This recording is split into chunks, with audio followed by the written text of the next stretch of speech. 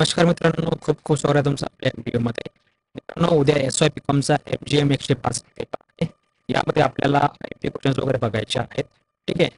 तर बघा मित्रांनो, परवा तुमचा पेपर आहे तो मला वाटतं एम-जी-एम 224-25 काहीतरी असेल. ठीक आहे. तर देखील आपण त्यामध्ये बघणार आहे. तर आज आपल्याला जे आहे एम-जी-एम 105 याचे आपल्याला एम-पी क्वेश्चन्स वगैरे बघायचे आहेत.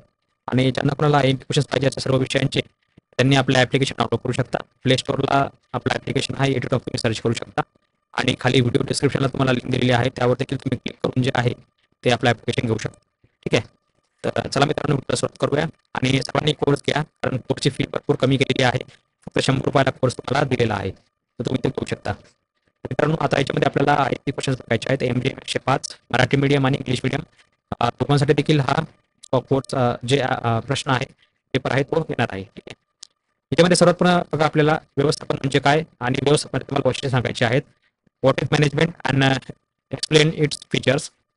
प्रशासन आणि व्यवस्थापन यातील तुम्हाला फरक स्पष्ट करायचा आहे, किंवा प्रशासन कशाला म्हणायचं, व्यवस्थापन कशाला म्हणायचं, जसा बघा प्रश्न आहे, असं देखील तुम्हाला विचारलं जाऊ शकतं. Stage difference between administration and management. नंतर आहे पीटर ड्रुकचा व्यवस्थापन सिद्धांत, तुम्हाला यावर टिप लिहायची आहे. Write note on Peter Drucker management theory. व्यवस्थापनात व्यावसायिकरणाची काय गरज आहे हे तुम्हाला स्पष्ट करायचं आहे. Write the why professionalization is necessary in management. नंतर आहे कामगारांशी संबंधित सामाजिक जबाबदाऱ्या स्पष्ट करा. Explain the social responsibilities towards employees. उच्चस्तरीय व्यवस्थापनाचे कार्य तुम्हाला स्पष्ट करायचे आहे. What are the functions higher level management. नंतर आहे खुल्या आर्थिक धोरणांचा तुम्हाला व्यवस्थापनावरील परिणाम स्पष्ट करायचा आहे. State the effects open economic policy in management. टिप लिहा. गुणवत्ता वर्तुळे. Write a short note on quality circle. नियोजनाचे तुम्हाला फायदे लिहायचे आहेत. Write advantage of planning. नियोजनाचे स्वरूप तुम्हाला स्पष्ट करायचे आहेत. Nature of planning. निर्णयाचे तुम्हाला कोणतेही 5 प्रकार लिहायचे आहेत. Types of decisions. निर्णयाचे तुम्हाला तत्व स्पष्ट करायचे आहेत. Principle of decision making. संघटना म्हणजे काय आणि त्याची व्याप्ती तुम्हाला स्पष्ट करायची आहे. What is organization and explain the its scope. व्यवसायातील विभागीकरणाची तुम्हाला जी काही गरज आहे ते सांगायचं आहे. व्हाय डिपार्टमेंटेशन इज नेसेसरी इन बिझनेस. नंतर बघा, तुम्हाला नेतृत्वाचे प्रकार यावर तुम्हाला माहिती द्यायची आहे. Types of leadership. समन्वयाचे वैशिष्ट्ये तुम्हाला स्पष्ट करायचे आहेत. State the features of coordination. अभिप्रेरणेचे तुम्हाला अभिप्रेरणा म्हणजे काय तुम्हाला ते त्याच्यामध्ये लिहायचं आहे, आणि त्याचे तत्व तुम्हाला याच्यामध्ये स्पष्ट करायचे आहेत. What is motivation, explain it's principles. नियंत्रणाची प्रक्रिया तुम्हाला स्पष्ट करायची आहे. Explain the process of control. कार्यात्मक संघटनेचे तुम्हाला फायदे लिहायचे आहेत, त्यावर तुम्हाला माहिती द्यायची आहे. Write note advantages on functional organization. नंतर आहे कनिष्ठ स्तरावरील तुम्हाला व्यवस्थापनाचे कार्य स्पष्ट करायचे आहेत.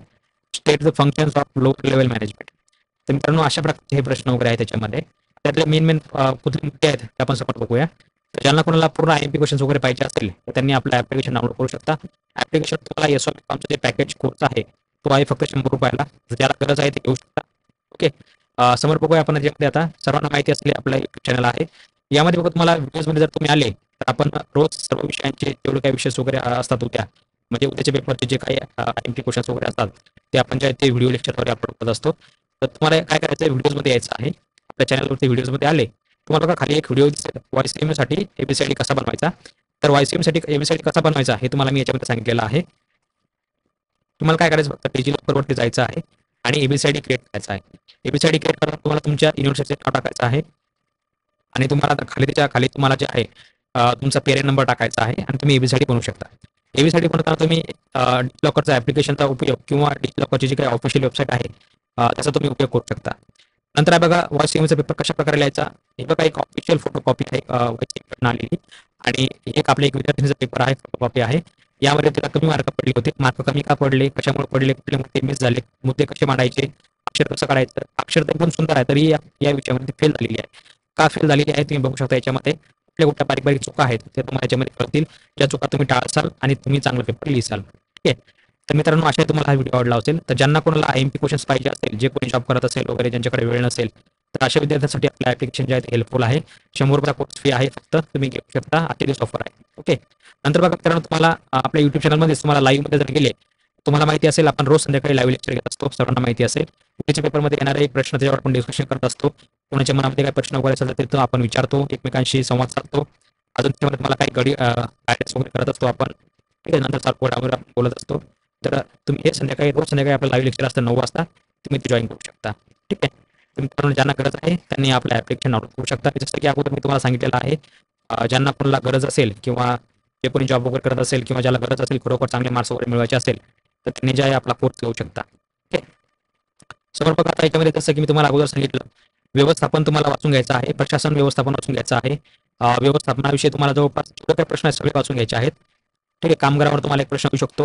उच्च स्तर, मध्य स्तर, निम्न स्तर, हे देखील तुम्हाला स्तर पूर्ण जे लेवल आहेत ते वाचून घ्यायचे आहेत.